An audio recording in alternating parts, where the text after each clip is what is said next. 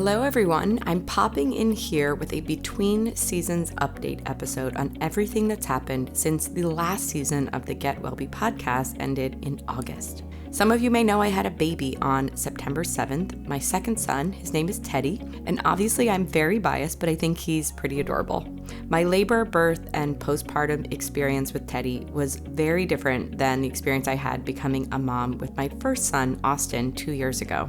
So today I'm going to share some of the things I experienced that relate to the themes of the Get Wellbe podcast, which are natural medicine, non-toxic living, and certainly understanding the real root cause or causes behind various mental and physical health issues. And then lastly, knowing how to or making sure you advocate for yourself in any healthcare situations.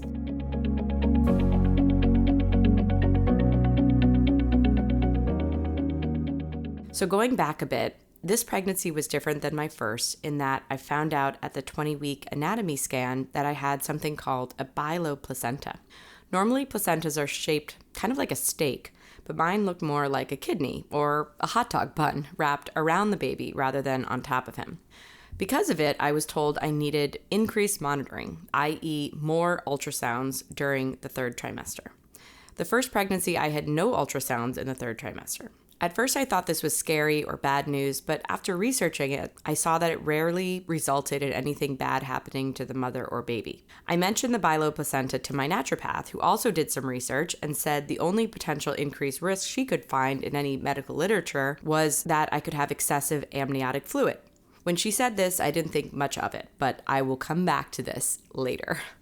Fast forward to a few weeks before my due date. I'm feeling huge this time. I didn't gain more weight, maybe a few more pounds than my first pregnancy, but I just felt like my bump was way bigger. An ultrasound at 36 weeks showed my son was breached. My heart rate shot up. I wanted to avoid a C-section so much for multiple reasons, and often a breech baby means medical providers will say you need a C-section. I began doing all the things that I read about to help him flip. Acupuncture, massage, chiropractic adjustments, upside down exercises, including the ones called spinning baby exercises, moxa, which is a Chinese herb, burning on my toes, you name it, I did it. The next visit, he was now transverse, which means sideways. So he was able to move and did move, which was promising, but his head was still not in the birth canal. My midwife scheduled an ECV procedure at the hospital, which stands for external cephalic version. It's basically just two people, my midwife and an OBGYN, with their forehands forcefully pushing the baby to turn. It has its risks, and so it can result in an emergency C-section if the baby becomes distressed. So it must be done at a hospital, and you need monitoring and are even offered a shot to relax your muscles before. In other words, it's a whole thing. It's no small endeavor. My husband and I drove an hour from our house to the hospital for the ECV at 38 weeks and were told my baby had flipped on his own and we were sent home. So it was a very joyous day. But then at my next visit with the midwife, when I was nearly 39 weeks, he was transverse again. This time, she scheduled an ECV followed by an immediate induction the day before my due date because she said if he could move around that easily, we needed to get his head into the birth canal and then get him out. I thought to myself when she said this that it was ironic because I had sought this very holistic midwife group to have as natural a birthing experience as I could while still being in a hospital, and yet I felt relief when I heard her plan. I so wanted to avoid a C-section and was so sick of being pregnant, to be honest, that I surprisingly was on board with a medical induction. That increased risk of excessive amniotic fluid that my naturopath had mentioned to me months earlier, well, yeah, so that came true, and it resulted in my baby not being able to stay in a heads down position because he was just floating around a lot until the very end. When the day came, again, my husband and I drove an hour to the hospital, but calmly, with a packed hospital bag and with my family watching our 2-year-old for a few days. It was so different from the first time I gave birth, when I was screaming the whole way with painful contractions in the middle of the night. When we arrived at the hospital and got hooked up to the monitor, my baby had again moved into the right position and no ECV was needed. So that was great news. Then we all agreed that I should proceed with a medical induction in case I went home and the baby moved out of the right position and then I had to get a C-section. I was nervous, but also excited to meet him and get him here safely, and most of all, not be pregnant anymore. So we started with the medical induction. I was given a vaginal suppository, which means they literally shove a pill up my vagina, of something called Cytotec around 10:30 a.m. I sat there with nothing happening, reading a magazine. How luxurious compared to running after my toddler, I thought. I basically hadn't read a magazine since he was born. The next time the nurses could give me another dose of Cytotec was 4 hours later, so I settled in. They told me to try to nap. I tried, but I couldn't. When the midwife came in to check to see if I'd had any contractions and administered the next dose around 2:30 p.m., they said I was actually 2 centimeters dilated. If you don't know, you need to be 10 centimeters dilated to push a baby out. So this was a good sign, and having some mild contractions, apparently, which I couldn't feel. It was too much activity for them to give me another dose of Cytotec, apparently. When they asked me if I'd slept, I said no because I was so nervous about the baby moving out of the right position. My midwife looked up as I said this and said, you're right. We should really break your water because then the baby can't move anymore once the amniotic fluid is out. I knew this was a more aggressive induction technique, but I also knew I was committed to having this baby and not going home until I did. So I said, sure, let's do it. My midwife then took a sort of hook-looking thing, reached into my vagina, and the next thing I knew, I felt a pop and then some gushing warm water down my legs. I'd been texting with my doula about when to come because she lived 45 minutes away, 45-minute drive away, that is. When I mentioned that they were breaking my water, she said, what? Okay, I'm on my way. I thought that was a bit dramatic since my first labor had been 35 hours, but she seemed to think there was reason to rush. The next thing I knew, strong, painful contractions had started and were getting to be about a minute apart, which meant things were about to get pretty serious. I remembered the contractions from my first labor being very painful, and these were even worse somehow. After 30 to 45 minutes of this, I was crying hysterically and hyperventilating and began screaming for an epidural. They started an IV bag of fluid in my arm because I didn't know this, but you have to get fluids in you before you can get an epidural. Every few minutes of excruciating pain and crying and screaming, I would look up at that IV bag, and so little of the fluids had dripped in. I felt desperate. Finally, to calm down and to help with pain, I got in the shower in the bathroom in my hospital room, and the warm water was hitting my back, and that actually really helped with the pain, and I began to calm down. What felt like 2 minutes later, my midwife was telling me I had to get out of the shower because they needed to check to see how dilated I was. I climbed back into the hospital bed, and they checked and said I was 9 centimeters. I tried to get up to go back in the shower and yelled again for the epidural. I was told I couldn't get back in the shower and there was no time for the epidural and that I just needed to push a baby out the old-fashioned way, no pain medications. It's a bit of a blur, but apparently I said, no, I am not pushing this baby out without an epidural. And my midwife smiled at me because she knew the baby was coming no matter what I wanted. Finally, I realized there was no way out, and I climbed up on the hospital bed.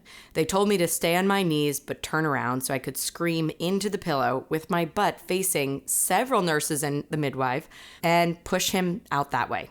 Apparently, it's better to be on all fours or on your knees to deliver a baby anyway because of gravity.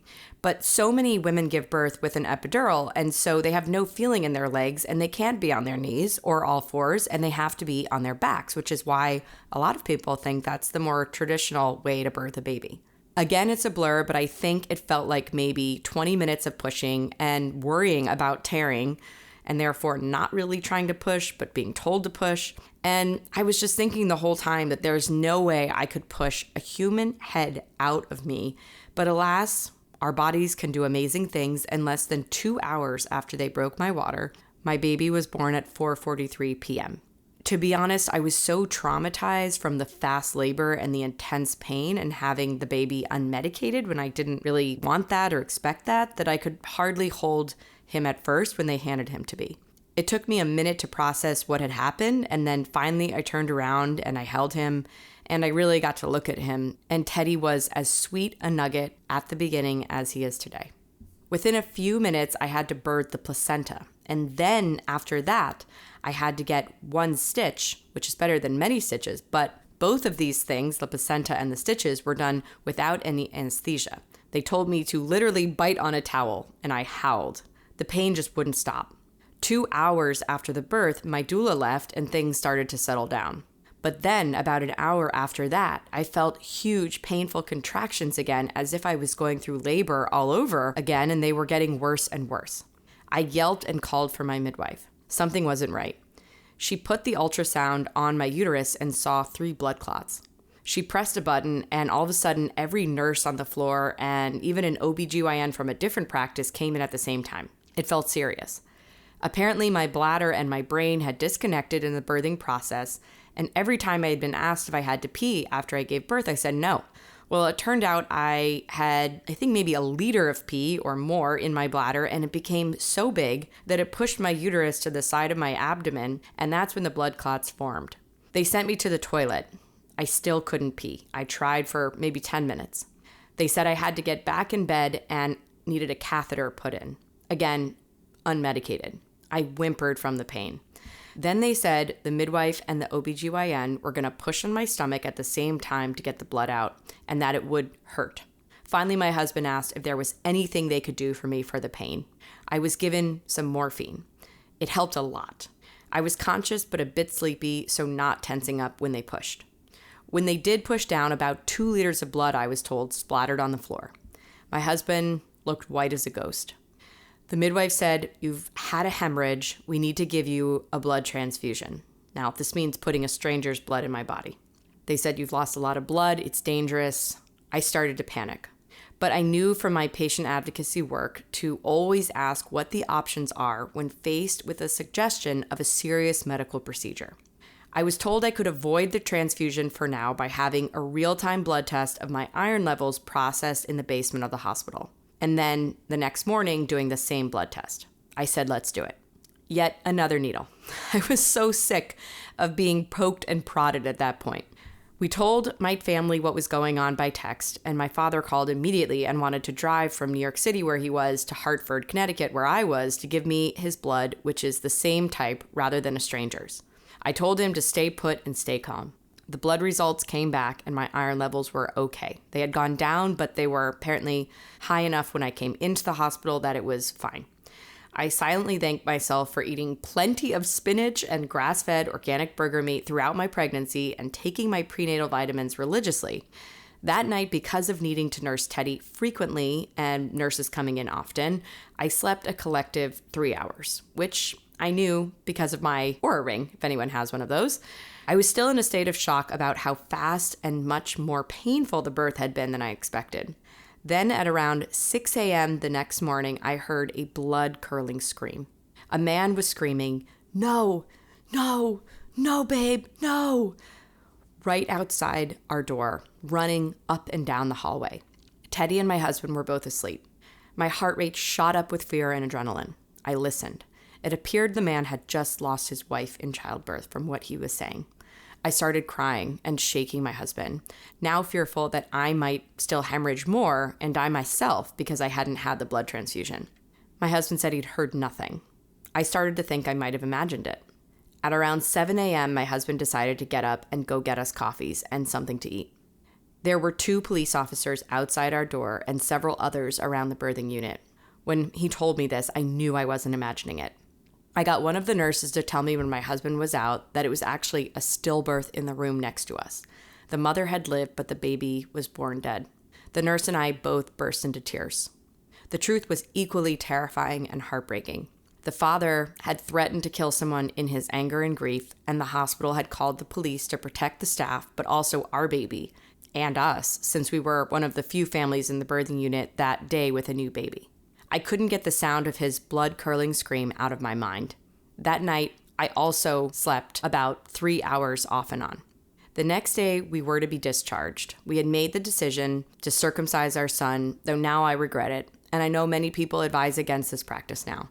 We were discharged 2 hours after his circumcision, and though he had been latching in the hospital, he refused to latch at every attempt after we got home to my dad's house in Connecticut, which is a long story as to why we were going back there. Not worth getting into on this episode, but the detail is important because later we moved back to our house. I'll get to that in a second. So at my dad's house, I had no pumping parts and bottles. I did have a pump, however. We were going to move back to our house or my dad's house shortly after the birth, and I thought I would just nurse for a week or two when we were there, so I didn't really think to get anything to pump with. It was incredibly stressful. My husband was taking care of our toddler, and my father and brother and stepmother were trying to help me, but really they didn't know how to take care of me, or they just didn't think of me needing to be taken care of the way that the baby did. I was depleted and scared that my son would never latch again and that I couldn't nurse him. I spent several hours hand expressing colostrum from my nipples into his mouth, drop by drop. I got all the pumping equipment together the next day, thanks to my brother driving around and getting it, and started pumping much earlier than I had planned. The first time I had a baby, I was thinking about how to nourish myself to recover from the birth. This time, it was all about getting my newborn milk from my nipple in any way he could get it, and making sure my toddler, my 2-year-old, felt loved and not neglected. I cried all day about good things, about bad things. I was an emotional mess. I had been sleeping on average 3 hours every night, and all the while hearing the blood-curdling scream of the man in the hospital when I was alone in the night pumping, and thinking about how awful it must have been to experience that stillbirth for that family. The thing that got me through was my wonderful lactation consultant, Andrea, who I actually interviewed on this podcast, and you can find the interview in your podcast app by searching getwellbe and breastfeeding. Andrea had helped me with my first baby and was now deep in the trenches with me during this crisis. I was too anxious to nap during the day, and finally, after about the 6th or 7th consecutive night of sleeping no more than 3 hours, she said, "Enough is enough. Pump a bottle, forget trying to nurse your baby, give it to the night nurse I had thankfully hired to help me, and she told me to go sleep 6 hours straight away." I stopped fighting it and did what she said. Everything changed. I stopped crying. I stopped thinking about the man in the hospital. I stopped being scared of hemorrhaging to death. I stopped worrying about my baby. I stayed focused on getting him to eat from the bottle, even if he wouldn't latch onto my nipple. I know there are many root causes of postpartum depression and anxiety, but the little that I experienced was certainly driven by sleep deprivation, I can now see. As soon as I slept, I felt like myself again. And thankfully, my baby started to latch again about 2 to 3 days after we got home from the hospital, and everything drastically improved from there. Andrea, my lactation consultant, thought his refusal to latch could have been a protest in response to the trauma of the pain of the circumcision. I'll never know for sure, but it's the only thing that happened between when my son would latch and when he wouldn't, so I suspect she's right. I'm now roughly 9 weeks postpartum. My son Teddy is a cuddly, sweet, easy baby who nurses and latches and sleeps well, and I feel extremely lucky. I haven't cried once since that first week, and I count my lucky stars that my health has been great and so has his since the birth. My 2-year-old is very sweet with Teddy, and my recovery has been much faster this time. I have 3 major takeaways from this experience. My first is always ask what all your options are and what the pros and cons of each choice are when you're told you need to do something by a medical professional. Remember that every action has a reaction, and nothing is totally random. My second major takeaway is, in labor and birth and postpartum life, there are no wrong or right ways to do things. Only dozens of small decisions that can change the trajectory of a baby's health and life and the mother's. So make each small decision carefully and understand that something may seem like a small thing, but end up causing or affecting something else in a major way. My third and last takeaway is, when your physical or mental health gets so bad that you're not able to show up for your baby or for others around you, you need to stop and take care of yourself. I hope hearing my birth story was helpful to you in some way. If you've never had a child, perhaps it will prepare you if you want to one day. If you have and had gone through anything that I went through, maybe it will help to know that you're not alone in that.